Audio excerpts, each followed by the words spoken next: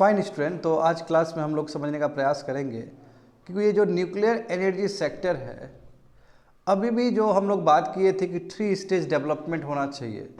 जो हमारे father of nuclear energy जो होमी बाबा थे, उन्होंने कहा था कि 3 स्टेज न्यूक्लियर प्रोग्राम का डेवलपमेंट होना चाहिए, बट स्टिल सेकेंड स्टेज अभी तक डेवलप नहीं हुआ है।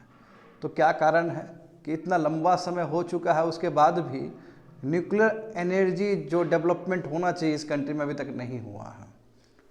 तो वही समझने का प्रयास करेंगे। सिलेबस देख सकते हो यूपीएससी का GS paper 3 science and technology. तो सिलसिलेवार तरीके से समझते हैं।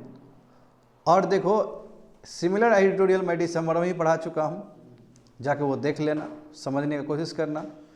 अब यहाँ पे देखते हैं कि इस बार का जो गवर्नमेंट बजट रहा है, तो इसमें ये प्रपोजल दिया गया, गवर्नमेंट ने कहा है कि yes we want to target 100 gigawatt by 2047, यानी कि भारत जब तक विकसित भारत बनेगा बाय 2047 तक, जब हम लोग अपना 100 ईयर्स मना रहे होंगे इंडिपेंडेंस का, तो उस समय तक न्यूक्लियर एनर्जी का जो प्रोडक्शन है हम 100 गीगावाट करेंगे। अब देखो ये बहुत बड़ा बात है, क्योंकि 100 गीगावाट बहुत ज़्यादा होता है। अभी देखोगे, अभी स्थिति देखोगे तो अभी बहुत कम है। अभी पूरा इंडिया में जो टोटल एनर्जी है हमारा, उसमें केवल 2% कंट्रीब्यूशन है न्यूक्लियर एनर्जी का। एंड यदि हम कह रहे हैं कि 100 गीगावाट तक हम बाई 2047 तक बनाएंगे, तो ये अपने आप में बहुत ही एम्बिशियस प्रोग्राम है, एम्बिशियस एम है। जैसे एग्जांपल देखो, अभी जस्ट देखो इंडिया अभी तक कितना बिल्ड कर पाया, बस 8000 मेगावाट। उसमें भी 2000 मेगावाट तो हमने रशियन रिएक्टर के हेल्प से किया है। ये बहुत बड़ा ह्यूज टास्क है ना। कहाँ मेगावाट 2000 मेगावाट यानी कि 2 गीगावाट है, कहाँ 100 गीगावाट करना है। 2000 मेगावाट का मतलब 2 गीगावाट, तो 2 गीगावाट हम अचीव करके रखे हैं अभी, और हमें करना है 100 गीगावाट। कितना बड़ा गैप है, समझ गए। अच्छा, इंटरिम भी टारगेट है। चलो 2047 तक तो हमारा टारगेट है कि हम 100 गीगावाट प्रोड्यूस करें energy from nuclear source. But जो इंटरिम टारगेट है हमारा by financial year 2023 and 24, that is 22 gigawatt. इसको रफली कह सकते हो 22 टू 23 गीगावाट, 22 का सही रहेगा, 22 गीगावाट तक अचीव करना। जबकि देखोगे स्टूडेंट, जान के तुमको हैरानी होगा कि यूपीए गवर्नमेंट, मनमोहन सिंह का जब सरकार था, तो उन्होंने कहा था कि 2032 तक 60 गीगावाट करना है। फिर एनडीए गवर्नमेंट आया और एनडीए गवर्नमेंट ने कहा कि नो 60 गीगावाट नहीं, 63 गीगावाट करना है। अब जाके रियलिटी पता चला है कि कुछ काम हो नहीं रहा है इस पे, इसलिए उसको नीचे करके बोला कि नो 2032 तक हमें केवल 22 गीगावाट करना है, क्योंकि रियलिटी पता चल गया।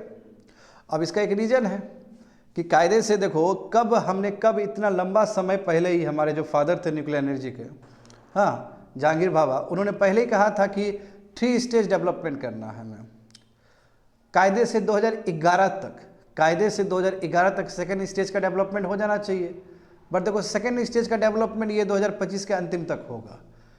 2024 में, इफ़ आई एम करेक्ट, 2024 में अभी के प्रेजेंट जो मोदी जी हैं, उन्होंने कोर लोडिंग का थोड़ा सा उद्घाटन किया था, वो भी कुलापकन कर नीचे तमिलनाडु में, वहाँ पे उन्होंने किया है। तो अभी भी बहुत दूर है हम न्यूक्लियर एनर्जी से। देखो न्यूक्लियर एनर्जी में 3 स्टेज। फर्स्ट स्टेज तुम्हारा है heavy water pressurise heavy water reactors use होता है उसमें हम लोग क्या करते हैं कि यूरेनियम 233 का यूज़ करते हैं, है ना। अच्छा, यूरेनियम 233 क्या है, तुम्हारा फिजाइल है। आज उसको यूज़ करके we produce lot of plutonium 239 को प्रोड्यूस करते हैं। फिर जो सेकेंड स्टेज है, सेकेंड स्टेज में क्या करते हैं, फास्ट ब्रीडर का यूज़ करते हैं। सेकेंड स्टेज में फास्ट ब्रीडर का यूज़ करके प्लूटोनियम 239 को और अधिक से अधिक प्रोड्यूस करते हैं। जब स्टेज सेकेंड खत्म हो जाएगा तो फिर आएगा स्टेज 3, और स्टेज 3 में जो भारत में सबसे अधिक रिजर्व्स है, यानी कि दुनिया में देखोगे तो दुनिया का 1/4 यानी कि 25% थोरियम भारत में ही प्रेजेंट है, वो भी मोनोजाइट सैंड के रूप में प्रेजेंट है। समझते जाओ चीज़ों को। तो इतना ज़्यादा थोरियम होने के बावजूद भी हम लोग 3rd स्टेज अभी तक डेवलप नहीं कर पाए। और जब तक 3rd स्टेज डेवलप नहीं होगा तब तक थोरियम यूज़ भी नहीं होने जा रहा है। हमारा तो सेकेंड स्टेज ही 2011 तक डेवलप हो जाना चाहिए, पर अभी तक कुछ हुआ नहीं है, तो इतना डिले क्यों? और अब जबकि सरकार बोल रही है कि हमें 100 गीगावाट तक प्रोड्यूस करना है बाय 2047, तो ये अपने आप में डाइकोटॉमी है कि आपका इंफ्रास्ट्रक्चर, आपका इकोसिस्टम तो कुछ डेवलप्ड ही नहीं हुआ है, और आप सोच रहे हो कि 2047 तक आपको करना है, अभी जस्ट आप 2 गीगावाट कर रहे हो, तो कितना बड़ा गैप है, समझ गए ना? तो इसको और समझने का प्रयास करेंगे अच्छे से। Advance technology are not making progress, जो न्यूक्लियर फ्रंट पे जो टेक्नोलॉजी पे काम होना चाहिए उतना काम नहीं हो पा रहा है। जैसे एग्जांपल देखो, प्रोटोटाइप फास्ट ब्रीडर रिएक्टर्स, ये बहुत इंपॉर्टेंट है, क्योंकि प्रोटोटाइप फास्ट ब्रीडर रिएक्टर होगा, जितना अधिक डेवलप होगा उतना ही सेकेंड स्टेज बेटर होगा, क्योंकि फास्ट ब्रीडर क्यों यूज़ करते हैं? प्लूटोनियम को अधिक से अधिक प्रोड्यूस करने के लिए, और जो प्लूटोनियम बनेगा वही प्लूटोनियम को फिर थर्ड स्टेज में भी यूज़ करना है। तो प्रोटोटाइप फास्ट ब्रीडर रिएक्टर में भी हम कम पीछे हैं। एडवांस हैवी वाटर रिएक्टर, इसमें भी उतना अच्छे नहीं है। एस्केलेटर ड्रिवन सब क्रिटिकल रिएक्टर, ये भी होना चाहिए था। अब ये क्या है देखो, क्योंकि दुनिया बदल चुका है। हमारे फादर ऑफ न्यूक्लियर एनर्जी जिन्होंने ये प्रपोज किया था, लगभग 70 to 75 ईयर्स आगे प्रपोज किया था इन्होंने। अभी दुनिया बदल गया, अभी डायरेक्ट हम थोरियम को भी डायरेक्ट यूज़ कर सकते हैं without going into the second stage and third stage. तो उसी के लिए ये तुम्हारा रिएक्टर था, एस्केलेटर ड्रिवन सब क्रिटिकल रिएक्टर। और इंडियन हाई टेम्परेचर रिएक्टर, यानी कि ये सब इंपॉर्टेंट प्रोजेक्ट से इंपॉर्टेंट टेक्नोलॉजी है associated with the nuclear technology, but अभी तक प्रोग्रेस नहीं हो, जितना प्रोग्रेस चाहिए उतना प्रोग्रेस अभी तक नहीं हो पाया है। तो यहाँ देख सकते हो, all are very critical importance to the country. जो प्रेशराइज ये तुम्हारा जो प्रोटोटाइप फास्ट ब्रीडर रिएक्टर है, वो ओरिजिनली कमीशन हो जाना चाहिए था 2011 तक, यानी कि सेकेंड स्टेज कंप्लीट हो जाना चाहिए था ना, अभी तक कंप्लीट नहीं हुआ। तो जबकि भारत में सबसे अधिक थोरियम रिजर्व है 1.07 मिलियन टन, यानी कि दुनिया में सबसे अधिक थोरियम रिजर्व कहीं पे है तो भारत में है। लगभग 25% जो है ना रिजर्व्स भारत में है, तो फिर भी हम लोग यूज़ नहीं कर पा रहे हैं इसको। यहाँ पे देख सकते हो, the government now plans amendment to the 2 acts. अब इसी बार कहा गया, ये प्रपोजल दिया गया बजट में भी, कि अब सरकार चाहती है कि न्यूक्लियर एनर्जी पे वो जोड़ दे, न्यूक्लियर एनर्जी पे बल दे। इसलिए सरकार क्या करने जा रही है कि अपने 2 एक्ट पे संशोधन करने जा रही है, उसमें चेंज लाने जा रही है। तो 2 एक्ट कौन सा एक्ट है? फर्स्ट एक्ट है atomic energy act and second one is civil liability for nuclear damage act. अब क्यों संशोधन करने की जरूरत है? क्योंकि देखो, एटॉमिक एनर्जी एक्ट में ये दिया गया है, जो कि पुराना लॉज है हमारा, इसमें ये दिया गया केवल पब्लिक सेक्टर ही इसमें पार्टिसिपेट कर सकता है न्यूक्लियर एनर्जी को लेके। बट अभी हम जानते हैं कि यदि हम प्राइवेट सेक्टर को नहीं देंगे तो फिर कंपटीशन नहीं आएगा। जब कंपटीशन नहीं आएगा तो फिर एफिशिएंसी नहीं आएगा सेक्टर में।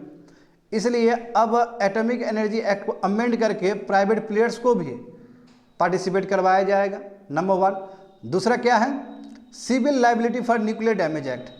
इसमें क्या लिखा गया है कि कुछ भी, मान लो in case of nuclear damage, कुछ भी न्यूक्लियर डैमेज हो जाएगा तो जो रेस्पॉन्सिबिलिटी है वो पूरी तरीके से सप्लायर और ऑपरेटर के ऊपर होगा। यानी कि मान लो, जैसे एग्जांपल देखो, एक बहुत बड़ा ट्रेजेडी हुआ था, भोपाल गैस ट्रेजेडी। तो जब भोपाल गैस ट्रेजेडी हुआ तो उसके मालिक के ऊपर जिम्मेदारी गया। तो क्यों चाहेगा बाहर का प्राइवेट प्लेयर कि यदि इस तरह का कोई भी डैमेज हो तो क्यों हम बर्डन लें? कोई भी प्राइवेट प्लेयर नहीं चाहेगा। तो इसलिए इसमें अमेंडमेंट किया जाएगा ताकि जो डायरेक्ट सिविल लाइबिलिटी आप सप्लायर और ऑपरेशनल के ऊपर देते हो, ऑपरेटर के ऊपर देते हो, कम से कम वो बर्डन थोड़ा सा शिफ्ट हो सके। बात समझ में आया ना? तो यहाँ पे ये बिल्कुल अमेंडमेंट करके ये चीज़ जो क्लॉज है, ये क्लॉज को थोड़ा सा डाइल्यूट किया जाएगा। एंड मोरेवर इसमें ये भी है कि मान लो कि कोई भी डिफेक्ट से कंपोनेंट में, तो ये पूरी तरीके से जो जिम्मेदारी है वो सप्लायर के ऊपर जाएगा, सप्लायर के ऊपर पूरी तरीके से जाएगा। जबकि वेंडर से मिला हो, वेंडर मतलब मान लो कि जो भी लोकल कंपनी सब है, यदि वो भी कुछ देता है, डिफेक्ट देता है, कोई भी डिफेक्ट देता है सामान, मान लो कि न्यूक्लियर एनर्जी से रिलेटेड हो, यदि वेंडर से भी उसको आ रहा है, आसपास के लोगों से भी आ रहा है, तो पूरी तरीके से जो लाइबिलिटी होगा वो भी सप्लायर के ऊपर होगा। तो यहाँ पे भी चेंज करने की बात है। तो बेसिकली ये 2 एक्ट को अमेंड करके ज़्यादा बेटर किया जाएगा ताकि प्राइवेट प्लेयर पार्टिसिपेट करे और भी कॉन्फिडेंस से पार्टिसिपेट करे। ठीक है, अच्छे से पार्टिसिपेट करे, डर ना रहे कि कोई भी यदि न्यूक्लियर डैमेज हो जाता है तो हमारे ऊपर बात ना हो।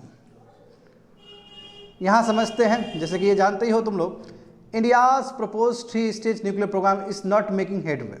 फर्स्ट स्टेज क्या था बच्चे लोग, कि हम लोग यूरेनियम का यूज़ करके, है ना, यूरेनियम का प्रेशराइज हैवी वाटर में यूज़ करके प्लूटोनियम 239 को प्रोड्यूस करना। First stage we have completed. Second stage में क्या है कि फास्ट ब्रीडर रिएक्टर को यूज़ करके प्लूटोनियम को अधिक से अधिक प्रोड्यूस करना, क्योंकि जितना अधिक प्लूटोनियम होगा उस प्लूटोनियम को फिर थर्ड स्टेज में यूज़ किया जाएगा। यानी कि जब लार्ज प्लूटोनियम इन्वेंट्री बिल्ट हो गया तो उसके बाद थर्ड स्टेज में हम क्या करेंगे, थोरियम का जो इतना अधिक हमारे पास रिजर्व है थोरियम का यूज़ करेंगे। और थोरियम को यूज़ करके, क्योंकि थोरियम क्या है, फर्टाइल है, फिजाइल नहीं है, और न्यूक्लियर एनर्जी के लिए आपको जो चाहिए होता है वो क्या चाहिए होता है, फिजाइल भी चाहिए होता है।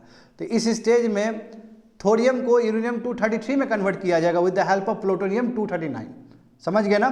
तो government should do everything possible to fast track into thorium, a material that India has in abundance and can guarantee unlimited supply of green energy। सही बात है कि अधिक से अधिक हम सेकेंड स्टेज को जल्दी कंप्लीट करके थर्ड स्टेज में जाए, ताकि अधिक से अधिक जो हमारा थोरियम बचा हुआ वो हम लोग यूज़ कर सके और एनर्जी प्रोड्यूस कर सके। यदि देखो, यदि हमें 100 गीगावाट तक प्रोड्यूस करना है बाय 2047 तक, तो बिना ये स्टेज क्रॉस किए हुए नहीं हो सकता है। अच्छा देखो, बहुत ही इंपॉर्टेंट चीज़, India has expertise in operating small reactors. छोटे छोटे जो रिएक्टर्स है उसमें अच्छा खासा हमें एक्सपीरियंस है। जैसे यहाँ पे देख सकते हो, द मेजोरिटी ऑफ 22 ऑपरेशनल, अभी तक जो भी हमारे पास जो भी अभी यूज़ हो रहे हैं, 22 जो हमारे पास न्यूक्लियर रिएक्टर सब भारत का ही बना हुआ है, और उसका कैपेसिटी क्या है, 220 मेगावाट का है। अच्छा, हमारे पास ये भी एक्सपीरियंस है कि हमने 85 मेगावाट का रिएक्टर बनाया था अपने न्यूक्लियर सबमरीन के लिए। Yes, we have good experience. Design teams under the Department of Atomic Energy have been working on utilizing the expertise within the modular factory process, strengthening the potential of technology transfer with private interests। तो हमारे जो department है, dedicated department, वो भी काम कर रहे हैं ताकि अधिक से अधिक हम, है ना, टेक्नोलॉजी ट्रांसफ़र कर सकें। वह मतलब अधिक से अधिक ये जो भी चीज़ है, जो भी न्यूक्लियर एनर्जी से रिलेटेड टेक्नोलॉजी उसको ला सके। एग्जाम्पल देखो यहाँ पे, there are several advantage with smaller modular reactors. Smaller modular reactor, ये ऑल टुगेदर देखो, ये बहुत इंपॉर्टेंट कॉन्सेप्ट है, क्योंकि मैं अभी थोड़ी देर में बताने जा रहा हूँ तुम लोग को कि देखो ये जो स्मॉल मॉड्यूलर रिएक्टर्स है ये बहुत ही इंपॉर्टेंट चीज़ है। इससे पहले जो इंडिजिनियसली बिल्ट जो तुम्हारा जो फास्ट रिएक्टर है तो पहले से ही है, उस पर भी काम करना, जो पहले से ही प्रेजेंट है उसके ऊपर काम करना। और देखो दूसरी बात है कि स्मॉल मॉड्यूलर रिएक्टर पे भी काम करना। क्या होगा देखो, यदि स्मॉल मॉड्यूलर रिएक्टर पे काम करेंगे ना तो इकोनॉमी का स्केल बढ़ेगा। यदि प्राइवेट प्लेयर पार्टिसिपेट करेगा तो क्या होगा, तुम्हारा ये बढ़े, कैपेसिटी बढ़ेगा। जितना कैपेसिटी बढ़ेगा उतना बेटर, और उतना ही हमारा एम्बिशन पूरा हो पाएगा। तो small modular reactor is all together new thing for India, समझे ना। और इससे पहले जो स्मॉल जो फास्ट ब्रीडर रिएक्टर था वो न्यू नहीं है, जो भी एग्जिस्टिंग है हमारे पास रिएक्टर उसी को मॉडिफाई करना, दोनों में अंतर है। समझ गए ना। तो यस, बहुत सारे एडवांटेज है स्मॉल मॉड्यूलर रिएक्टर्स में, जैसे स्पीड ऑफ इंस्टॉलेशन आप बहुत तेज़ी से लगा सकते हो, और बहुत जल्दी से ये कंपनी सब में प्रोड्यूस हो सकता है। हाँ, कॉस्ट सेविंग, जब इकोनॉमी का स्केल हो, यदि बहुत मास प्रोडक्शन हो रहा है तो कॉस्ट सेविंग तो होगा ही होगा। दूसरी बात है पोटेंशियल एनहेंस सेफ्टी, बहुत अच्छे से सेफ्टी नॉर्म्स का भी रखा जाएगा, ध्यान रखा जाएगा। एंड फ्लेक्सिबिलिटी ऑफ इंस्टॉलेशन, कहीं पे भी इसको आप लगा सकते हो। Yes, India should work on small modular reactor, इसमें भारत को काम करने की ज़रूरत है। जितना हम काम कर पाए उतना बेटर रिजल्ट आ पाएगा। और ये जो टेक्नोलॉजी है स्मॉल मॉड्यूलर रिएक्टर का, ये अभी नेशन स्टेज में ही, बाकी कंट्री भी ट्राई कर रहे हैं इसको। यहाँ पे देखते हैं, देखो बिल्कुल मैंने जैसे कहा है, देखो यहाँ पे देखो, how do you differentiate Bharat small reactor and Bharat small modular reactor, दोनों में अंतर क्या है। तो भारत स्मॉल जो रिएक्टर है, इसका मतलब भारत का अभी जो प्रेशराइज हैवी वाटर रिएक्टर उसी को मॉडिफाइड करना, जो एग्जिस्टिंग है हमारा अभी प्रेजेंट है, जो अलग अलग प्लांट में जो प्रेजेंट है उसी को मॉडिफाई करके better banana, that is called Bharat small reactor. समझ गए ना। बट भारत जो स्मॉल मॉड्यूलर जो रिएक्टर वो ऑल टुगेदर नया है, और दुनिया के लिए भी ये नेशन टेक्नोलॉजी है। बाकी रिसर्च हो रहे हैं, ग्लोबली रिसर्च हो रहे हैं। याद करो, इससे पहले 1 साल का पहले का जो बजट था 2024 और 25 का जो बजट था जुलाई का, क्योंकि इंटरिम बजट के बाद जो मेन बजट आया था आफ्टर लोकसभा इलेक्शन, उसमें हमारे मिनिस्टर ने, फाइनेंस मिनिस्टर ने ये कहा था कि यस, हम चाहते हैं कि प्राइवेट सेक्टर को हम अनबोर्ड करें, पार्टनर करें, उसको पार्टनर बनाएं, ताकि भारत स्मॉल रिएक्टर अधिक से अधिक तुम्हारा डेवलप्ड हो सके। भारत स्मॉल रिएक्टर रिसर्च और डेवलपमेंट हो सके भारत स्मॉल मॉड्यूलर रिएक्टर में, और इस तरह का जो भी न्यू एज टेक्नोलॉजी है उसमें अधिक से अधिक रिसर्च एंड डेवलपमेंट हो सके। एक साल पहले भी हमारा विजन था और इस बार भी विजन है, क्योंकि इस बार तो हमने बहुत ही एम्बिशियस प्रोग्राम रखा है कि बाय 2047 तक हमें 100 गीगावाट का एनर्जी प्रोड्यूस करना है न्यूक्लियर सोर्स से।